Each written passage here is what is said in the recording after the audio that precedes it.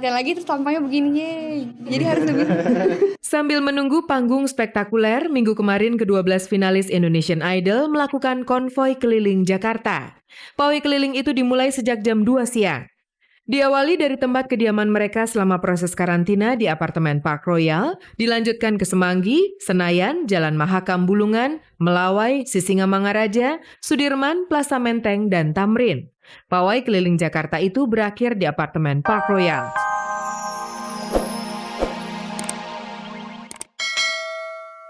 Dengan saya, dia lakukan apapun biar bisa menikah dengan saya. Akhirnya, Anda pun tidak menolak ketika Mark meminangnya pada bulan Agustus 2004 lalu. Selain tidak ada perbedaan keyakinan yang sempat menjadi penghalang, kedua orang tua mereka pun menyambut baik rencana Anna dan Mark untuk meresmikan cinta mereka. Orang tua kita sangat mencintai kita masing-masing. Beliau udah pernah ketemu orang tua saya, ke kampung saya 3 kali, dan saya juga pernah dibawa ke sana 3 kali. Jadi dua-duanya sudah sangat mencintai masing-masing. Meski cinta telah bertaut, Anna yang Indonesia dan Mark yang Amerika akan kembali menghadapi persoalan saat pernikahan mereka nanti berbuah hasil. Anna pun menyadari benar hal itu. Namun ia mengaku tetap yakin bahwa cinta dan kepercayaan bisa mengatasi persoalan yang akan timbul dari pernikahan antar bangsa itu. Ya, itu risiko yang mungkin bagi saya agak berat ya. Tapi ya kembali lagi itu negara hukum. Jadi saya ikutin aja. Kalau nggak salah anak itu umur 18 tahun bisa pilih. Jadi kalau memang harus jalani seperti itu ya ikutin aja. Setelah menyusun hati dan mental agar tetap mantap, yang kini sedang giat dilakukannya adalah persiapan menuju hari bersejarah itu. Untuk ijab kabulnya Melayu, karena kan saya asal Melayu, dan alhamdulillah saya dapat izin dari pihak keraton untuk menikah di keraton. Dan nanti juga ada sultannya. Nah untuk malamnya resepsinya itu saya pakai kebaya aja, terus pakai songket. Untuk di Amerika prinsipnya karena itu summer ya, Juli itu summer jadi agak-agak outdoor, tapi saya tetap pakai kebaya.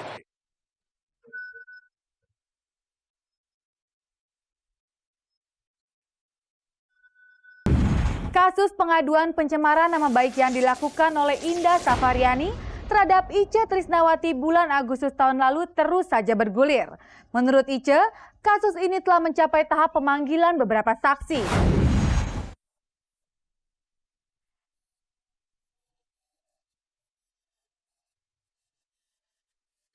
Banyak perubahan yang telah terjadi dalam kehidupan Itje Trisnawati sejak bercerai dengan mantan anggota DPR yang juga mantan koordinator artis safari Edi Sud.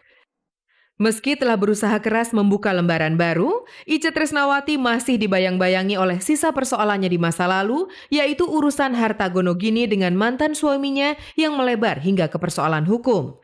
Meski terkesan adem ayem, rupanya Itje masih menyimpan dendam dengan melanjutkan laporan atas Indah Safariani, mantan anak tirinya, ke pihak yang berwajib. Sejak melaporkan Indah Safariani dengan tuduhan pencemaran nama baik pada bulan Agustus 2004 silam, polisi terus memproses kasus tersebut. Beberapa nama saksi pun berulang kali dipanggil untuk memperjelas tuduhan Itje Trisnawati terhadap mantan anak tirinya itu, termasuk beberapa produser tayangan infotainment yang pernah menayangkan berita perseteruan mantan ibu dengan mantan anak itu. Sejauh apa perkembangan kasus ini? Berikut penuturan Itje Trisnawati dan Agung, suaminya. Udah, kebetulan dari pihak Mbak Itje semua udah, saksi dan bukti-bukti udah semua ada di Polda, ya sekarang baru diproses. Kita tinggal nunggu aja kali ya, Pak ya? Iya. Tolong perkara ini bisa digulirkan ya sampai ini disidangkan ke pengadilan. Tentunya dalam hal ini polisi akan berusaha untuk memenuhi unsur-unsur yang dikenakan di dalam pasal pencemaran nama baik. Sekedar mengingatkan, perseteruan antara Itje Trisnawati dengan Indah Safariani bermula dari kekecewaan Indah terhadap Itje yang bertugas menjual rumah milik bersama yang masih ditempati Itje di kawasan Pulau Mas, Jakarta Timur. Bulan berganti bulan, rumah bertingkat 2 itu tidak juga laku terjual. Indah menuduh Itje terlalu lambat dalam proses pembagian satu-satunya harta benda yang harus dibagi 2 itu. Padahal seluruh harta bersama hasil pernikahan Edi Sud dan Itje, menurut Indah telah diberikan seluruhnya kepada Itje. Indah juga menduga Itje sengaja mengulur waktu.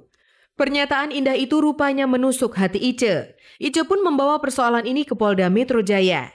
Mengingat hubungan yang pernah terjalin erat di antara keduanya, tidak adakah upaya untuk menyelesaikan persoalan keluarga ini secara baik-baik? Yang jelas kalau Mbak Ice pribadi kan udah melaporkan ke Polda pencemaran nama baik dan sekarang baru diproses di Polda. Semua selesai baik-baik Ya, aja. mudah-mudahan sih ya selesainya dengan baik lah. Mengenai rumah yang menjadi sumber awal persoalan, diakui Andi Nathanael Malik SH hingga detik ini belum berhasil dijual.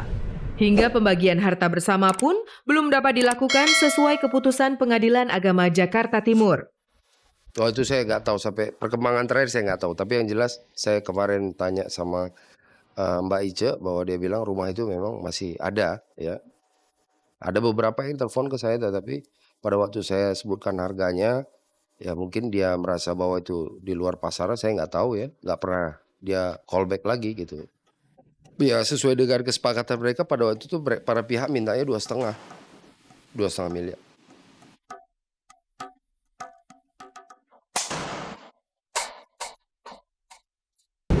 Tak ada kabar yang tak kami kabari. Berikut pilihan kabar yang kami hadirkan khusus untuk menemani Anda di sore hari ini.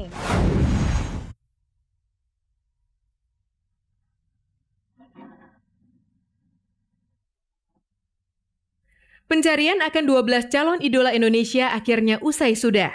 Jumat malam lalu, para dewan juri yang ditentukan langsung oleh para pemirsa di rumah lewat voting memilih 4 orang dari 8 kontestan yang akan bergabung bersama 8 orang calon Indonesian Idol yang telah terpilih sebelumnya untuk aksi unjuk kebolehan di panggung spektakuler 2 minggu yang akan datang. Kini 12 calon Indonesian Idol telah terpilih. Mereka diantaranya Michael, Maya, Firman, Wisnu, Yudika, Hari dan Ronald, serta Danar, Glenn, Vira, dan Monita.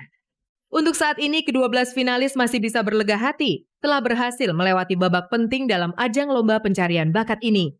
Namun kebahagiaan mereka tidak akan berlangsung lama, karena kompetisi yang sesungguhnya baru akan dimulai. Siapkah mereka dengan proses karantina dengan segala kegiatan yang padat serta jauh dari keluarga?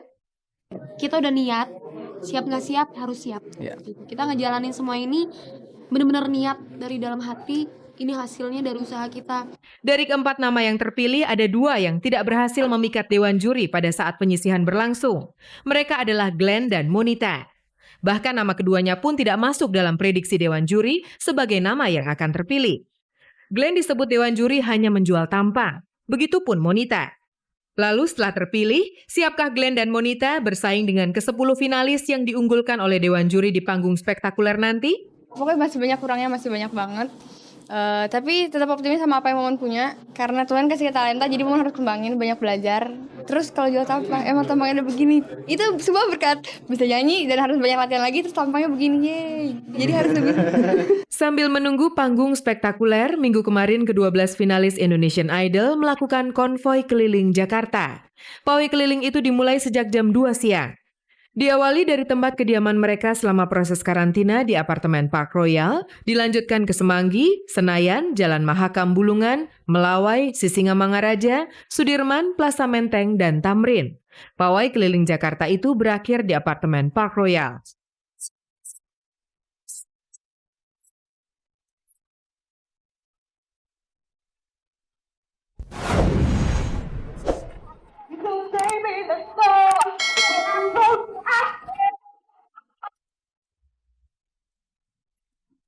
Tidak ada yang berubah pada diri Dewi Sandra selain statusnya yang kini tidak lagi menjadi Nyonya Surya Saputra sejak keduanya resmi bercerai beberapa bulan yang lalu. Kehidupannya masih seperti dulu. Ia tetap sibuk dengan seabrek kegiatan yang berkaitan dengan dunia yang tengah digelutinya saat ini, yaitu tarik suara. Selain menyanyi dari panggung ke panggung, kesibukan Dewi saat ini mempersiapkan album terbarunya. Ada sibuk aja nyanyi. Ada. Ya masih pop R&B. Ya teman-teman yang baru ada, tapi karena belum jadi ya ntar aja ngebahasnya. Selain berurusan dengan tangga nada, ada kesibukan lain lagi nggak sih, Wi? Lebih gini-gini aja kok. Masih pakai enggak, aku lagi fokus nyanyi aja, musik.